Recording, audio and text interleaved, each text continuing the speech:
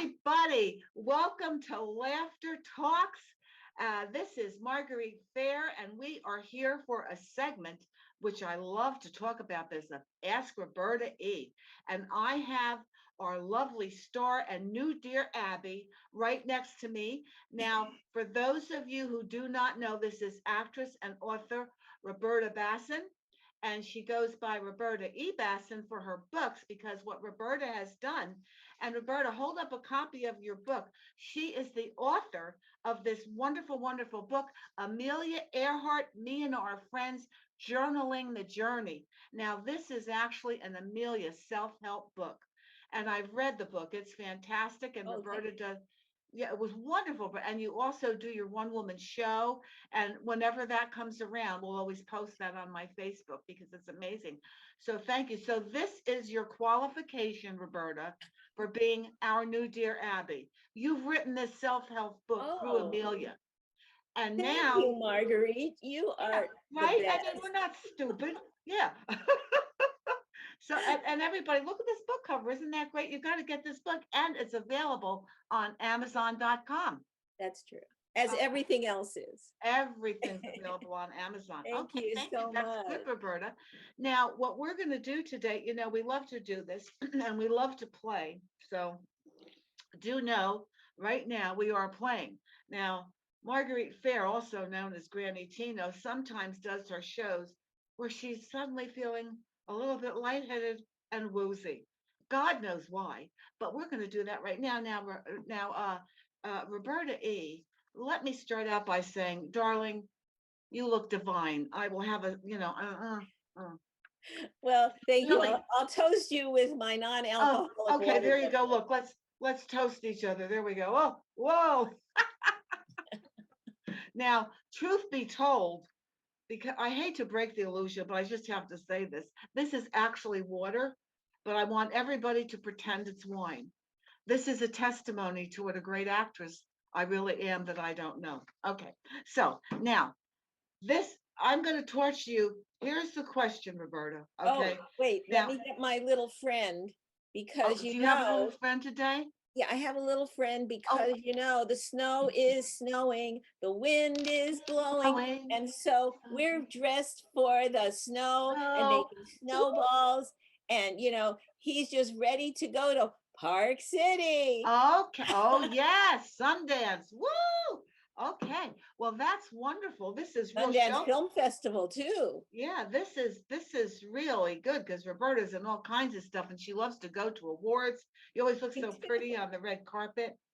So, okay, so now let's really help some people. Let's show them. No animals have been hurt in this process of filming. Thank you. Put him down and sit right here. I was going to ask you that because we really have people that get upset when they think animals of any nature were hurt. So Roberta, now pay attention. These were all sent to me by mail, as it turns out. Okay, these came in the mail, just like the old-fashioned ones. And this actually says, "Dear Roberta E. Okay. My wife Dee Dee is 62 and is driving me crazy.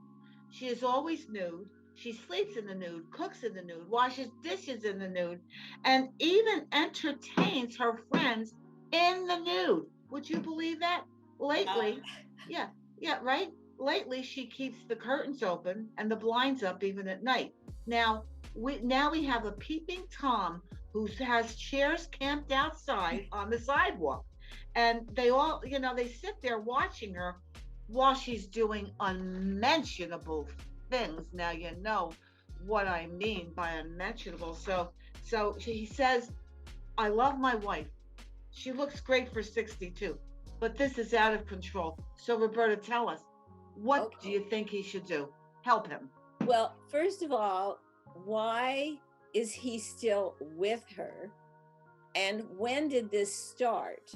Because there must have been some indication that she was this way. I mean, does he find her exciting inwardly? Is she doing things that he really wish he could be doing? Yeah. And he has to ask himself, is he feeling actually titillated? Yeah, sort of. And stimulated? is he kind of like feeling, haha, the guy outside can see her, but he can't have her? So he has Oh. to decide that and know about that himself. If the answers are no to all those things, I think it's time to say bye-bye. Bye-bye, baby. I'll drink to that. Bye-bye. Mm. But you know what, Roberta? I love the way you give advice. Now, listen, his name was Frantic Husband from Kissimmee, Florida. Well, here's to us to Kissimmee, Florida. If You it know, bothers him that much. you were absolutely right. You And hit it she's on got the a head. stage door. She's got a stage door Johnny just waiting outside. That's it. Get it together, man. Get rid of her if you don't like it. And if you do like it, enjoy it, right? Right. Yeah. Okay, so that's a problem that you solved. So okay. You know, Fun. here we you're gonna love this one, Roberta. I'm these people just are really, really I know it doesn't even seem possible that they really write these questions, but they do. Now listen to this one. I am a 59-year-old woman, married, and my name is Linda. My husband and I have been married for 25 years. He used to be very romantic 2 years ago. That stopped cold. And oh, Roberta, you're so good at these questions. It was right after a new sexy 35-year-old single woman moved in next door. My husband started going over to help her whenever she had a problem. Oh boy. Several times she called him in the middle of the night, whoopee, with emergencies, and my husband doesn't come back until dawn. How do you like that, Roberta? Dawn. Do you think they are having an affair? And what should this woman do about it? And she signed this Oh. suspicious in Seattle. So, Roberta, help Suspicious us. in Seattle should get together with the guy who's having problems with the new wife. Yeah, it sounds, I mean, I'm pretty conservative about like the running around situation, but it does sound kind of like a booty call, they used to say in my, Oh, middle of the night. booty call. But I guess she could confront. Had she asked her husband? And probably yes. Did she say so? I think she did, and he said no. And then he did what they all do. He calls her crazy. He says, "You're crazy. There's nothing going on." And did she confront the nice gal next door? Not yet. I think she's a little intimidated. Do you think she should? Do you think that's what she should do? I don't know. You don't want her to get like have a like. It might get a little dangerous. I think I think maybe she should just use her intuition and either like just suck it up and wait till lady. The fantasy passes, Yeah. or like I said, contact the guy with the wife who's like busy in the window. You're absolutely correct again. We should put these people together. Right. A community where they can all just leave the rest of us alone. Don't you think that might be dating the best service, dating, another arm of the show. Yeah, exactly. We'll see what these people actually do. Well, I'll tell you something. This is just really disturbing. Oh, well, we don't want you to get too tipsy there because what's going on? Yeah, what's going on in the world? So this one, this is a little bit different. We're getting away from marital disputes now. Oh, good. I think you'll probably appreciate this because you're a very kind person. And I know you get upset when you have to keep hearing this about these crazy married people. So let's go to this one. Dear Roberta E., I am about to go out of my mind. I'm divorced and I have one son who is 42 years old.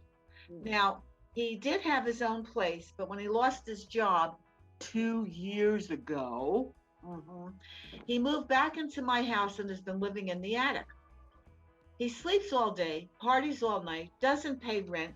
When I ask him about job hunting, he tells me to leave him alone because he's not a kid anymore. Oh, I need coffee I have to. I got to straighten out for this one. So she moved in. His girlfriend moved in with him in her attic 2 weeks ago. Now, Somatic. yeah, get out of the attic, right? I now have two ingrates living in my house who expect me to be their maid, housekeeper, and give them money when their welfare checks are running out of all things. So, her question to you is this. Uh, Now, Roberta E., Mhm. can I legally throw them out into the street? I can't stand looking at them one more day. And Oh, this is serious. Please give me some solid advice from a distressed mom in Pittsburgh, Pennsylvania. this is actually a really serious problem. And Oh, yeah. I didn't know that if she's starting to feel distaste for them, because it sounds like she's moved away from the feeling of that I love you and I'll help you, to kind of dealing with it. And now she said she can't stand looking at them. Um, she actually, seriously, she'd actually have to contact an attorney. Trying to get somebody out of your house is very difficult. Seriously. Um, but she might, there are plenty of young people who need to stay, they've moved back home because it's been a very difficult 2 years with COVID and jobs and all those things. So I thought that's maybe where we were going. But the idea that he parties all night and sleeps all day, like he's not helping around the house, he's not helping her, and now he has his girlfriend in. So the girlfriend probably sounds like she might have a job. And if she has a job, the mother needs to give them a bill and charge them for their food, their laundry, any services she's doing for them. Makes sense. Yes. And they actually get a bill, and then the bills can add up. I mean, I actually know somebody who had a problem like this. I think it's pretty common these days, Roberta E. A lot of this is going on. But usually, I think the person is the family, because families in seriousness, the families right now have come together. They don't want to be alone. They want to be together. But this young man and his girlfriend are taking advantage. So the mother can either move out and and sell the house, rent the house out, which would be an interesting change of things. That sounds like a movie. I'm going to write down that idea. That sounds like a really great comedy. So her options are a little difficult. Or she can just stop doing the things is what she'd have to do, but she probably doesn't want her house to be messy. But and it hurts her that her child wouldn't be getting food and everything. But she could put locks on the refrigerator, locks on the cabinets, and also change the locks on the house. And they can't get in until they pay their rent to stay. This is really good advice, Roberta, because they did say in this that she said when their welfare check is done, they start hitting her up for money, and then she gives them money, and that's not right. I think you really said that it's up to the mother to make the ground rules and to do something. And while it does hurt for people to have to do that to their kids, sometimes it has to be done. Well, this is a little different. There doesn't seem to be any, seems like a totally one-way situation. And that's not right. And, but that's no good. So they should be giving her their welfare check, and they should be looking for a job or helping around the house. But she has to change the locks on the house and give them bills. And boy, I'm sure things will change very quickly. Well, my darling, you did it again. I just love this because I always learn a lot from listening to you. And I'll have one more sip of my stuff thinking about how wonderful this advice is. Don't drink too much. I'm not driving. Let my message be, if I'm drinking, I'm not driving. I'm not doing much of anything. Trust me.